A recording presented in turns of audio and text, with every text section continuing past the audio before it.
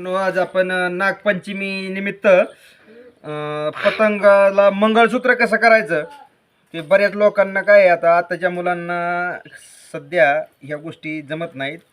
तर मी तुम्हाला अतिशय सोप्या अशा पद्धतीने सांगणार आहे. तर हो का, ही जे पतंगाची हो का, ही साईट अशी करून दाखवतो तुम्हाला मी. हे दोन कामटे आहेत का नाही, इथं पहिलं दोन साईडने दोन होल पाडून अशी एक गाठण मारायची आणि नंतर ही लय लांब असं खाली इकडे नाही न्यायचं, असं बरोबर असं मध्यभागी इथं हे करायचं, असं एक होल पाडायचं असं ह्या साईडने. असं हे बघा, ही सुई आणि ह्या सुईने असं होल पाडायचं. म्हणजे काय आहे, हे पतंग आताचे जे पतंग आहेत ते प्लॅस्टिकचे पतंग आहेत. की म्हणजे सुईने होल पाडल्यामुळं हे लय असं कागद फाटत नाही. आणि बरोबर असं मध्यावर हे करून पुन्हा हिकडनं आणखीन असं मागच्या साईडने एक हे करायचं, होल पाडायचं दुसरं आणि असं वळवून घ्यायचं. आणि असं वळवून घेतल्यानंतर हे बघा, तुम्हाला सांगतो, हे काढून घ्यायचं, असं सुई बाजूला काढून घ्यायची. आणि नंतर काय करायचं बघा, अशी इथं पण अशी गाठण मारून घ्यायची. इथं अशी गाठण मारून झाल्याच्या नंतर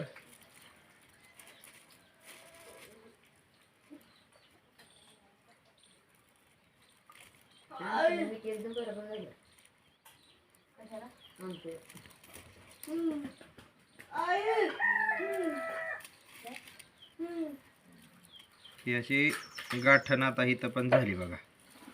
आणि नंतर काय करायचं, हे जे आहे ना, हे असं बरोबर असं धरून असं ह्याचं माप घ्यायचं. इकडनं हा जो दोरा आहे हा इथपर्यंत या साईडचा, आणि ह्या साईडचा दोरा पण बघा थोडा जास्त झाला आहे.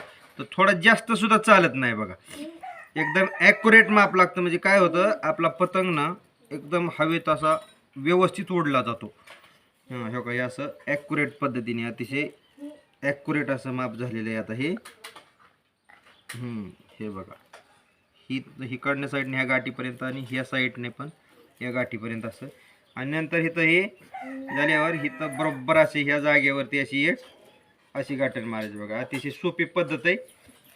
ह्या का, ह्या अशा पद्धतीने गाठण मारायची त्याची.